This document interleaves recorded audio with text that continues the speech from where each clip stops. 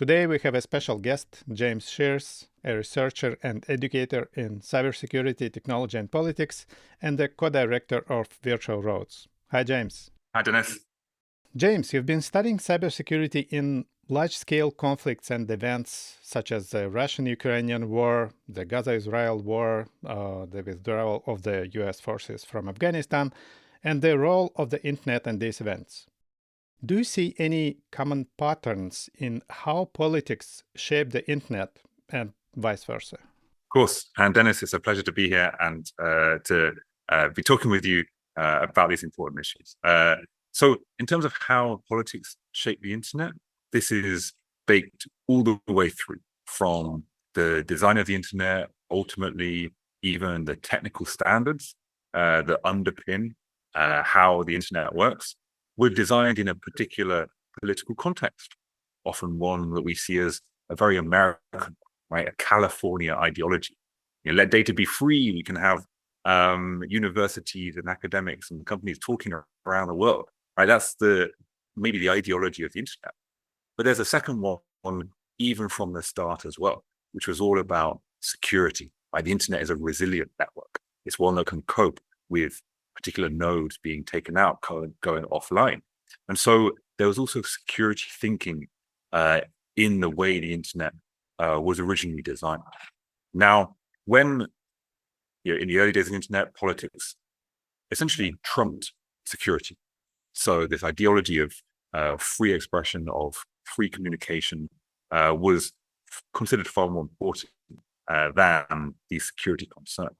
Now it's almost the other way around, right? For most people around the world, for businesses and for governments, they see security concerns from the internet as being at least as important as the ability to get online, to access information, to do the kinds of things we need to do every day.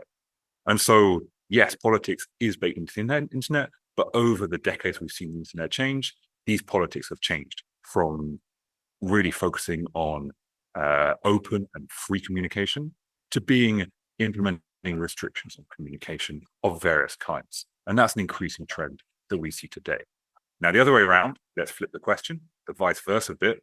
How does internet affect politics? And this is, again, a massive area of study.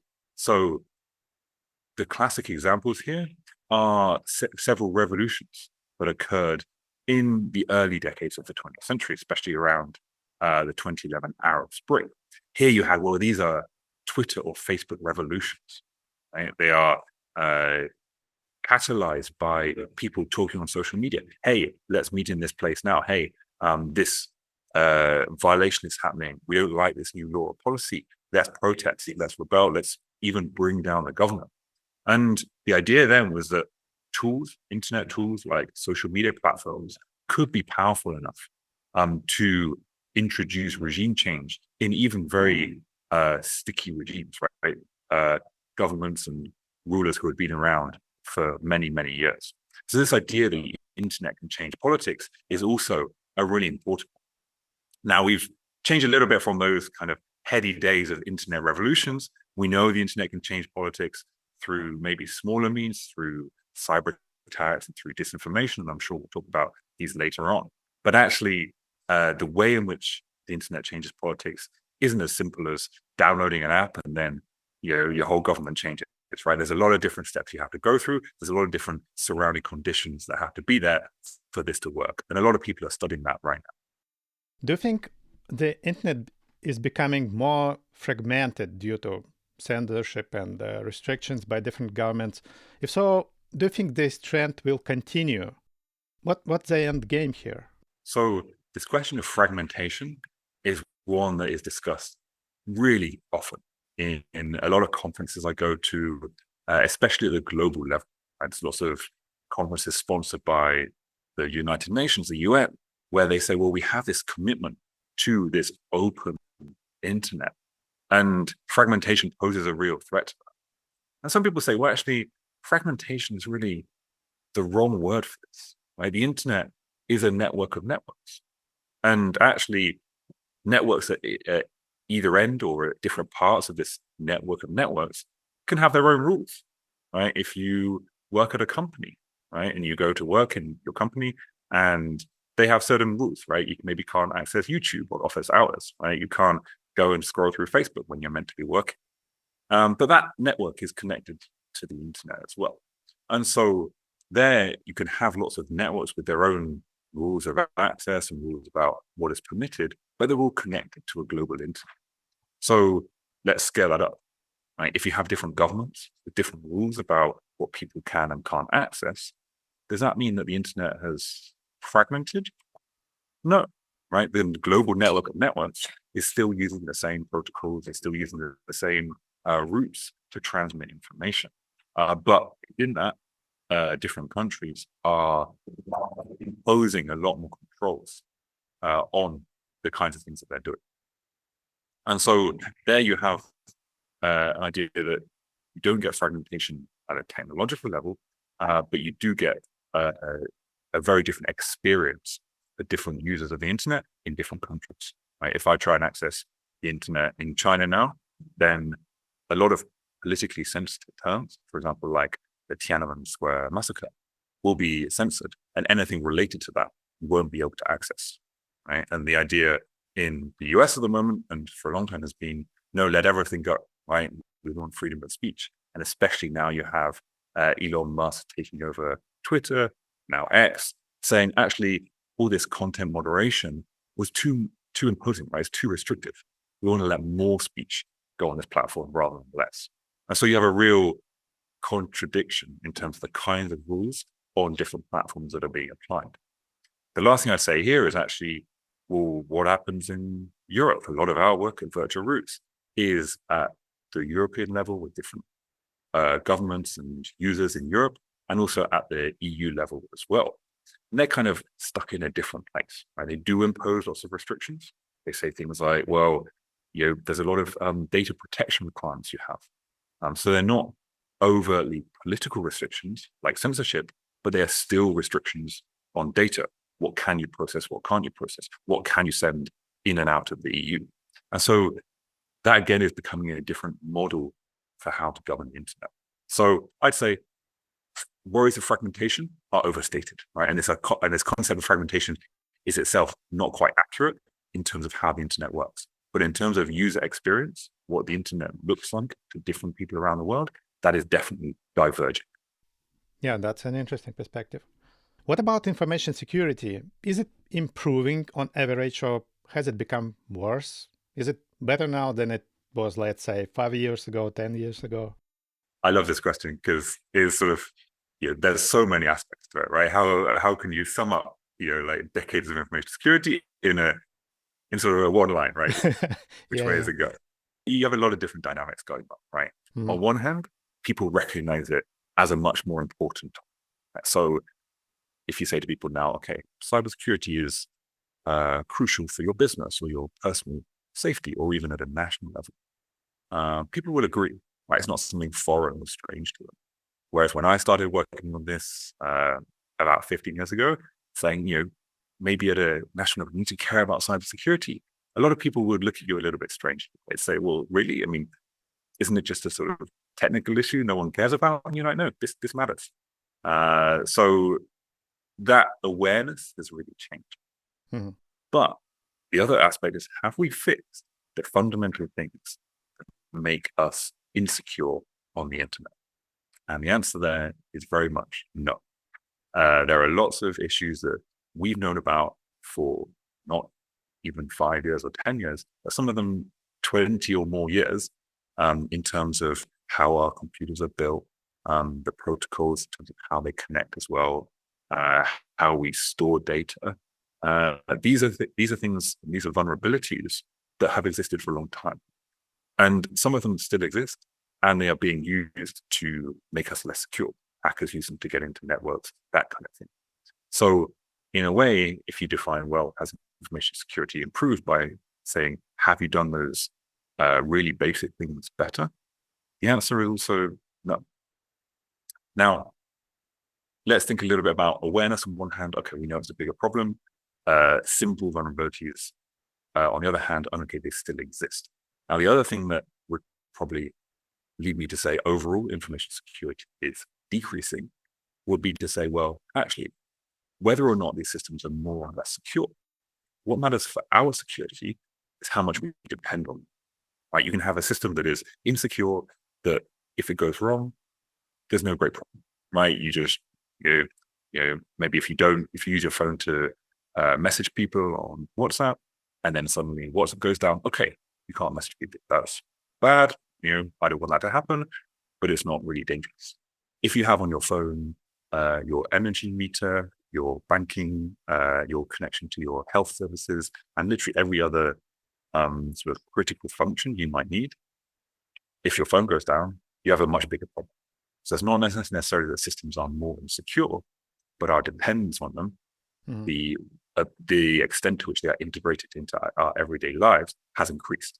And that means that they should be much more secure. They need to be much more secure than they used to be in order to match our growing dependence.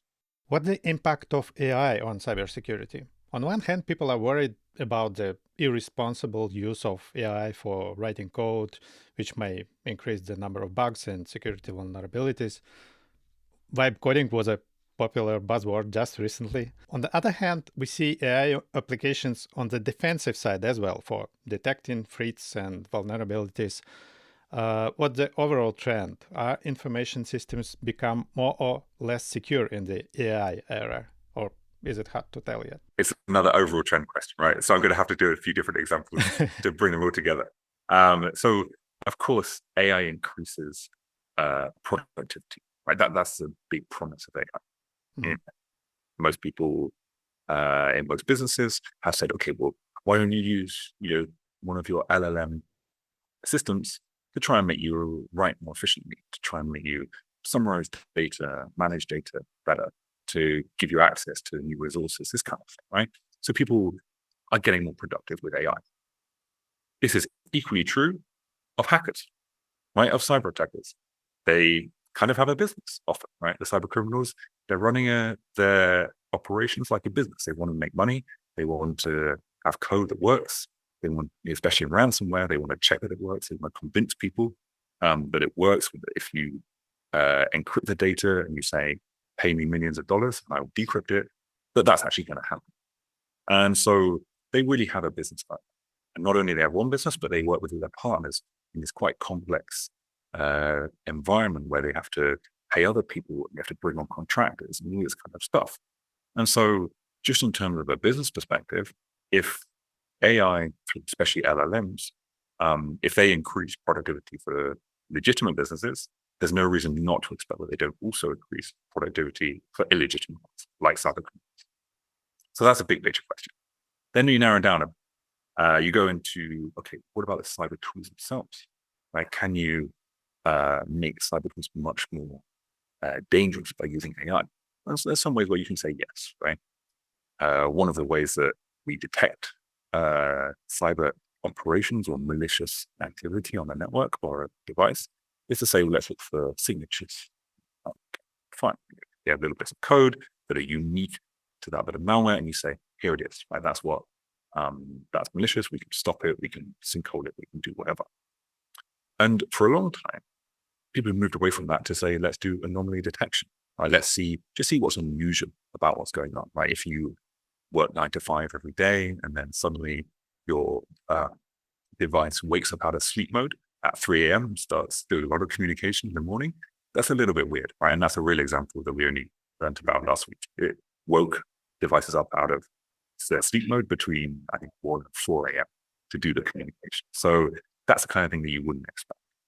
And you can train machine learning models to do very, very detailed anomaly detection.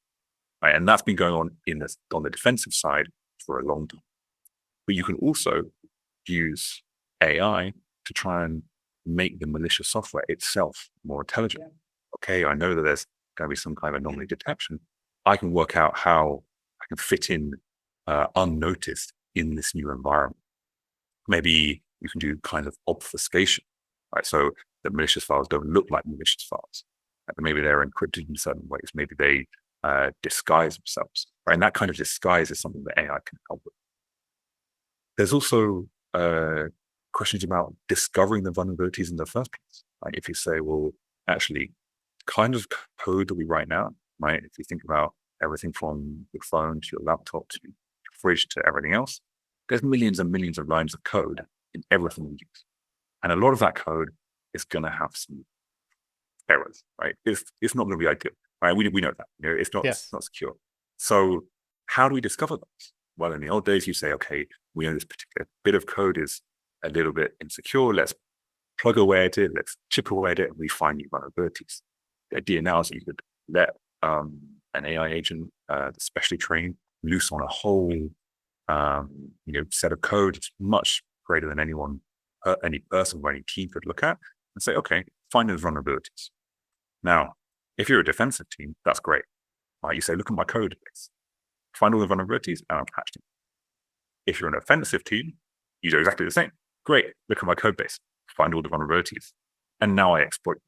Right? So that ability of AI to maybe help with secure coding on one hand to detect vulnerabilities, but also to detect vulnerabilities for offensive uses is double-edged. So we don't know which way that will go. And then finally, there's the aspect in terms of cybersecurity being such a problem of magnitude, right?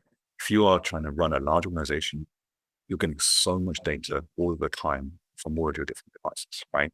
You're getting alerts from these different systems, from your endpoint, the detection devices, from your firewalls, so on, from everything else, right? And you have to learn how to manage those.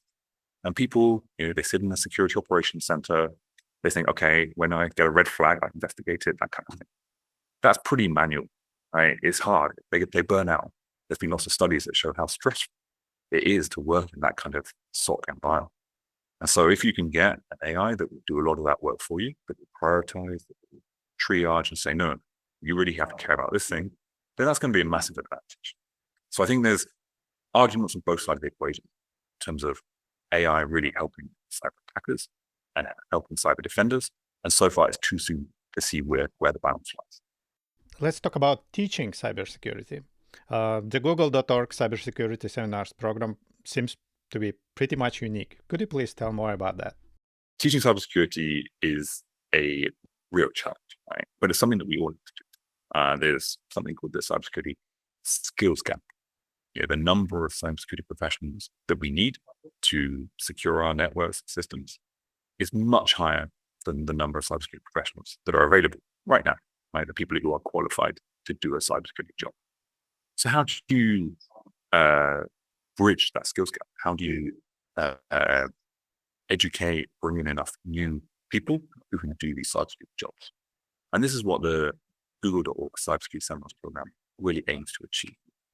It works across Europe, the Middle East, Africa, with over 20 universities in over 15 countries and thousands of students involved. So it's a big program, and we're really, really excited to have so many people so enthusiastic about it across these different regions. It has two things which are really very unusual. The first is to focus cybersecurity education on people who really need it, but aren't typically thought of as the usual cybersecurity professional material, right? We focus on underrepresented or underserved communities. We focus on people from disciplines that are not technical or technological, right? So you could be anything from English literature to art history to music, and think, okay, how do I apply these skills in cybersecurity? Most people say, no, you have to have a computer science degree, right, before you even think about cybersecurity. This program says, no, you can already learn a lot of the cybersecurity basics from any discipline. And more importantly, actually having a diverse set of skills, people with different backgrounds and experiences, makes for a stronger cybersecurity team. So we want to bring all these people in to improve the cybersecurity profession overall. And that's what we aim to do. We aim to bring students in they're already at university, they're already studying, and they want to learn short courses in cybersecurity to bring them up to speed very quickly. That's the first thing that's pretty unique about it. The second thing is that they then apply those skills practically. Right? They go to their local communities, to charities, to nonprofits, to youth clubs, to whatever you call it, like a little church or religious establishment, a school, something like that, and say, hey, can we help you with your cybersecurity? These organizations don't have the money to pay for top-end cybersecurity systems. It's pretty expensive. And so anything the students can do is really helpful. They can maybe tell them about vulnerabilities in their website. They could tell them about what to do and what not to do if you click on a phishing link, right, a malicious link in your emails, anything like that. Right? So they can do a lot of really basic cybersecurity assistance for their local communities. Now, one of the challenges here was in really doing this in matchmaking. Like at universities, they have to teach students with the right skills, right? And then the students have to use those skills to help local communities. And those local community organizations don't necessarily know what they need. Like, hey, if you run a small business or charity, you're not focused on cybersecurity. You just say, I need to do more of it. But how? Right? So you might have a request. You might say, maybe you look into my database. Maybe you look into my online forms for customers or for clients or something like that. And then the students can work out how they can apply their skills. Now, one of the things we did, which we worked with Everlong, and this is a really fantastic project, was to build a matchmaking platform called Reach, which does all of this for the universities. So universities can manage both their local community organizations and their students. They can identify the kinds of skills that students develop through their teaching and match those to the services that the local community organizations require. And then they track how this develops. So for each request, there's various stages and they can monitor progress. And then you get a global picture of the whole program saying, okay, over the whole program, here's how many students have been trained. Here's how many local community organizations have been helped. And that really helps with communicating its success overall. So we're really excited to be able to use Reach in this very unique program. Thank you. As an educator, do you see any special challenges in teaching cybersecurity? How is it different from other disciplines in computer science? It's a really great question. And here, I think the key thing is that cybersecurity is adversarial. So when you learn computer science, we've conducted surveys of the computer science curricula from the 70 top universities around the world, right? And we use them to generate a cybersecurity curriculum for the seminars program. And so in this work, we saw that there's a lot of really great work, right? A lot of crucial topics in computer science. And cybersecurity doesn't often feature, right? Maybe it's one module, maybe it's an optional module, all that kind of thing. So it is a little bit outside the mainstream. And one of the reasons for that is because the mindset for a successful cybersecurity professional is very different to the one of a successful computer scientist or software developer or web developer or something like that. Right? Usually you want to build, you get it out, you test, you see if it fails, you try again, right? And ideally, the more people use it in as early a stage as possible, the better, right? Because you can then learn quicker, you can improve quicker. Now, the cybersecurity mindset is almost completely different, right? What you're worried about are people trying to look for holes in your product. They're like trying to look for holes not in your product, but in your organization. And often those holes might be not technical, but human, right? It might be people who aren't thinking in a secure way, who see their payslip come in and think, okay, great, my payslip has an extra, double my check. I'll download it and see what happens, right? It's a natural human instinct. I do the same thing. But then that immediately introduces malicious software to your organization. And most of the time, these holes, these vulnerabilities are a combination. They're both human and technological. They're what the jargon you call is socio-technical, right? And so cybersecurity is a socio-technical problem with people on the other end, right? Cyber criminals, hackers, government hackers, right? And intelligence agencies. They're also people, right? They go to work, they do their jobs, that's their job, to try and hack into organizations. And so you're playing a kind of cat and mouse game with people who are just as smart as you are, just as well incentivized as you are, maybe more so, right? They're better paid often. And they're also really trying to exploit any weaknesses that you have. Right? And that's not the mindset of your average computer scientist, right? Or your developer. You think, okay, how can I build the best product for most people? Not how can I avoid all these people exploiting this product in ways that I didn't even think of originally. So that mindset question is at the core of what's hard to teach about cybersecurity. So your answer is that the mindset is basically what makes it different from other parts of computer science. Yeah, the tools change, right? Yeah. Whether you have to secure an app or a system or even a country, right? There will be a whole lot of risk management steps you have to take, right? And you think, okay, well, should I introduce this extra feature? Now, does this feature increase my risk compared to the benefit it adds to the app or the system or whatever it is, right? And that's a standard question in terms of finance, right? Or how much do I have to pay for this feature versus how much money do I get? So people are used to thinking about risk, right, and opportunity, but translating that into security risks, right? Okay, how much more likely is it that attackers will exploit this feature, or they will introduce new vulnerabilities compared to how much better does it make my organization? It's a financial trade-off, right? Because most people are trying to deliver services, but it's also a risk one about very difficult to predict events, right? Let's take ransomware and the classic example of backups. Everyone knows that you should always have a backup of your really sensitive data. And actually, in most organizations, that's really hard to achieve, right? Because the latest strains of ransomware, they scan for backups, right? They look at devices, they look at all connected media, they look at all connected devices across the network. And so they're looking precisely for the backups that you are making all of the time. So then you have to have not just backups, but isolated backups that are segmented for different parts of the network. And you say, well, actually, that's pretty difficult to maintain. How much resource do I put into that compared to how likely I think a ransomware attack is going to be? And a lot of organizations, they make the call that it's not that likely. They think, okay, we'll just run and we'll see what happens.